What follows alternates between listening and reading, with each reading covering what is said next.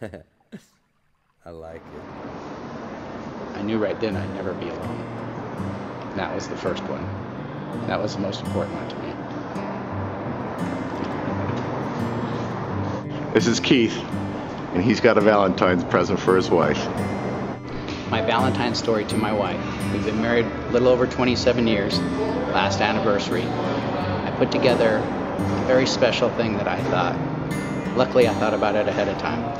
I put together the 27 things I'm most thankful for because of my marriage to her. And I gave her a rose, one at a time, all day long, with the 27 things I'm most thankful for. She received them from different people all day long. Also that morning, she received a poem called The Do-Over. It talks about all the things in life I wish I could do over. The one thing I'd like to do over the most is the path that her and I have taken together. We received letters and cards from our 3 sons, them writing down the things they're most remember and the things they're most looking forward to. And that's what it took to make her finally cry, is when she saw what her boys remembered most. Do you want to hear the poem? Love to hear the poem. The poem. The do-over. So many times we wish he had a chance to change things, a chance to do them over, to correct what was wrong. What would you change? Would you change the person you've become? Would you change to be a better parent? Would you change to be a better person? Would you change to be a better lover? Or would you like a second chance? A chance to not buy that house, a chance to not buy that car, a chance to not tell that little white lie, a chance to not drink that drink? Would you like a second chance with someone else? As time gets shorter day by day, I know without a doubt, the things I like the most is to do it over. You and me, the same path, the same time, the same ending. To be you and me all over again.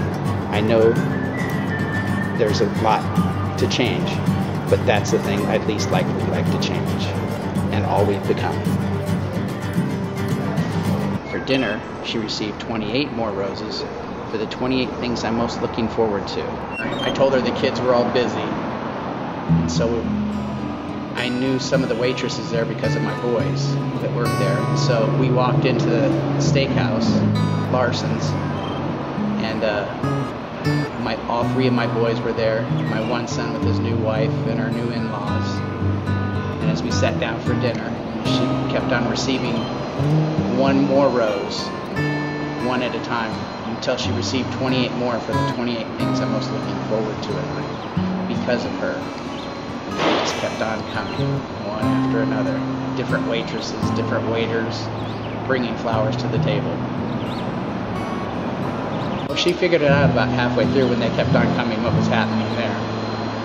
I don't think she realized, well, there was cards on each one of them too for the 28 things I'm most looking forward to because of our marriage. And she had already received 27 for the previous 27 years. My middle son, Kyle, was in the process of buying a house, and I was putting all these things together and wanted to make sure that I didn't forget anything.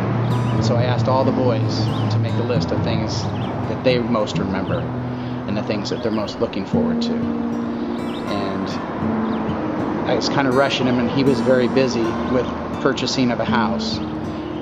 But we were at the house on a Saturday, and he handed me this envelope with the letter in it. Well, I didn't read it that day, and I usually wake up early on Sundays, or in the mornings on the weekends, and so my wife was asleep. And so I opened up this letter, and I'll read it to you. All the things he says up here talk about the things he never, or the things he remembers, but he wrote on here, I know this is supposed to be about Mom, but I wanted you to know. I love you, Dad, and so happy for you guys. I hope that I can have a marriage like yours. You're the best parents ever, and I never, ever known a man to love a woman as much as you love Mom. Love, Kyle. And that touched me. And so that's the thing that really hit me. I mean, all of my boys, but that just validated everything as a parent that you hope to hear. I'm very passionate about my relationship with my wife and my family and everything. And it meant so much to me, the anniversary and everything. And I kind of wanted to put this all in a frame so every day I could walk down the hallway and have it hanging on the hallway wall and just look at it again. Just relive it. Just like I'm living it every day. The day that her and I went to the hospital and I have cancer, thyroid cancer, and they were talking about splitting my chest open. And the doctor was saying he wouldn't do anything because it's so small and they don't know exactly where it's at.